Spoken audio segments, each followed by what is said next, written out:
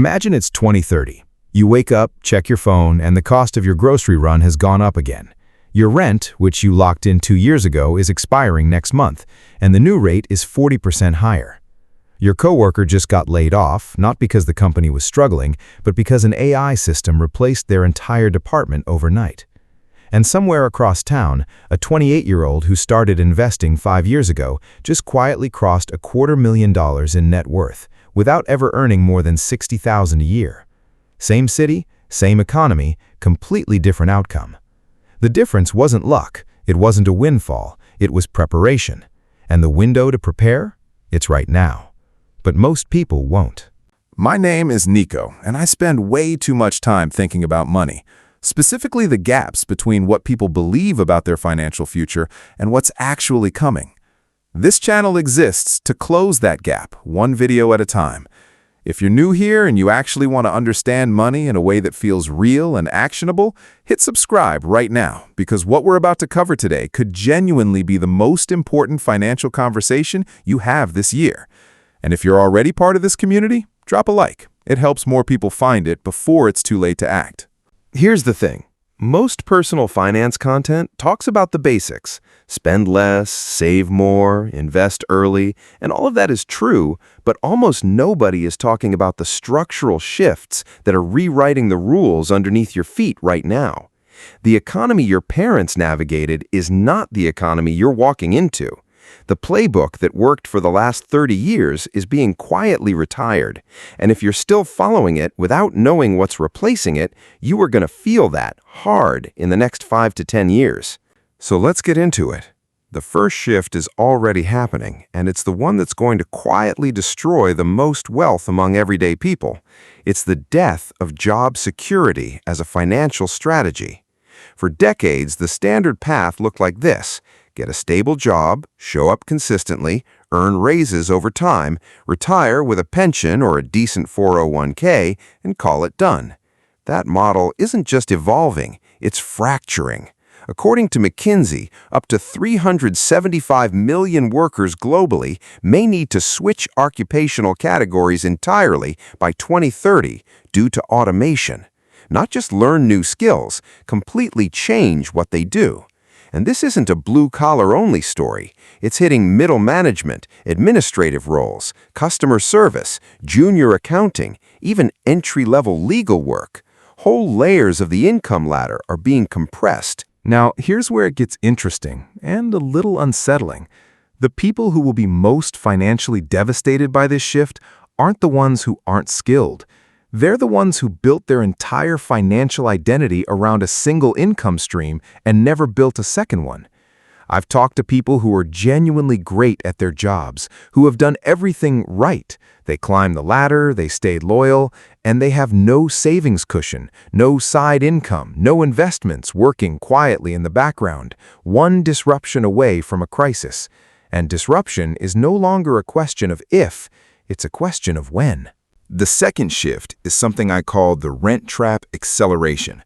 Housing has always been expensive in major metros, but what's coming in the next decade is a bifurcation, a splitting of the population into people who locked in ownership early and people who are permanently renting. And the financial consequences of being on the wrong side of that split are compounding every single year. Here's the math that should shake you. If you're renting for $2,000 a month, that's $24,000 a year, $240,000 over 10 years. Gone. Zero equity, zero asset. And rents are not staying flat. They're tracking inflation at best, spiking beyond it at worst. Meanwhile, a homeowner with a fixed-rate mortgage is watching their monthly payments stay the same while their property value climbs and their equity builds passively. Now, I'm not saying rent forever is always the wrong move. Flexibility has real value. But I am saying that people who stay in the rent forever mindset without a deliberate plan are funding someone else's wealth with their monthly income every single month. And the longer it goes, the harder it becomes to break out. This is one of those situations where the financial decision and the psychological trap are the exact same thing. It feels normal because everyone around you is doing it. Which brings me to the third shift, and honestly the one I think about most. It's the normalization of financial stagnation. There is an entire generation, maybe two, who have been so thoroughly marketed at, so consistently surrounded by people who spend everything they earn, that broke has started to feel like the default. Let me give you a number. The average American has less than $1,000 in savings. That's not a stereotype. That's a Federal Reserve survey. And in that environment, when everyone around you is one car repair away from a crisis, it stops feeling like a problem to fix and starts feeling like just how it is. This is the psychology piece that nobody talks about. Your financial behavior is not just a math problem, it's an identity problem. If everyone in your social circle is eating out 4 times a week, upgrading their phones every year, and leasing cars they can't quite afford, doing anything different doesn't just feel inconvenient, it feels like you're rejecting the group. And human beings are deeply neurologically wired to avoid social rejection. So the overspending continues, the saving doesn't happen, and every month that passes without action costs you something invisible but enormous: compounding time. Here's what I mean by that.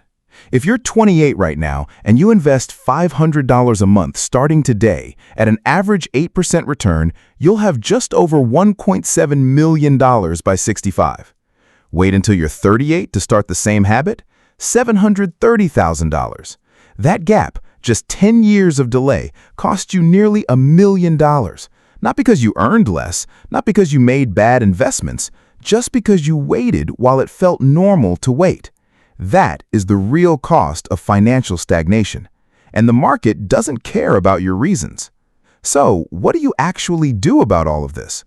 Here's where I want to get practical, because doom and gloom without a plan is just noise.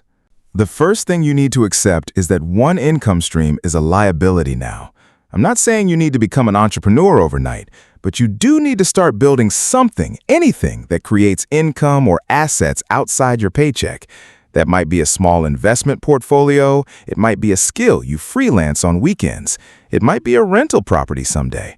The form doesn't matter as much as the habit of thinking, my paycheck is not my only financial tool. The second thing is to start treating your savings rate like your most important number, not your salary, not your credit score, your savings rate. Because your salary can be taken from you. Your savings rate is a behavior, and behaviors compound. Even going from a 0% savings rate to a 10% savings rate is a complete identity shift. It means you are no longer someone who spends everything, you are someone who builds. That identity is worth protecting. The third thing, and this one is underrated, is to get serious about your financial literacy before the next wave hits. Because here's what's coming in the next 5 to 10 years. More financial products that are designed to look like opportunities but function like traps. Buy now, pay later on everything. Subscriptionify everything. AI personalized spending nudges built by teams of behavioral economists whose only job is to get you to part with money you didn't plan to spend. The system is getting smarter. Your defense has to get smarter with it. I've seen people turn their financial lives around completely in 18 months.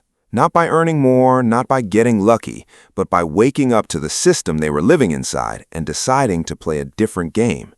That decision starts with understanding what's coming, not in a fearful way, in a prepared way. There is a massive difference between being scared of the future and being ready for it. Because here's the honest truth. The next decade is going to be genuinely hard for a lot of people. Inflation, automation, housing costs, the gigification of stable work, these are real forces and they are not going away. But they are not equally hard for everyone. For the person who has no savings, no second income, no investments, it's going to feel like the walls are closing in. For the person who started building 3 years before the pressure hit, it's going to feel like opportunity. Same economic environment, different preparation.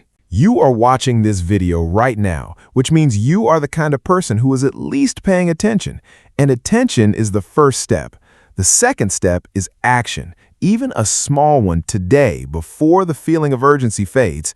Open the account you've been putting off. Cut the subscription you forgot you had. Move $100 this week that you won't touch for 10 years. It sounds small because it is small, and it is also the beginning of everything. If this video gave you even one thing to think differently about, share it with someone who needs it, because the people who are about to get hit the hardest are the ones who never had this conversation. And subscribe if you want to keep building this with me, because we're just getting started.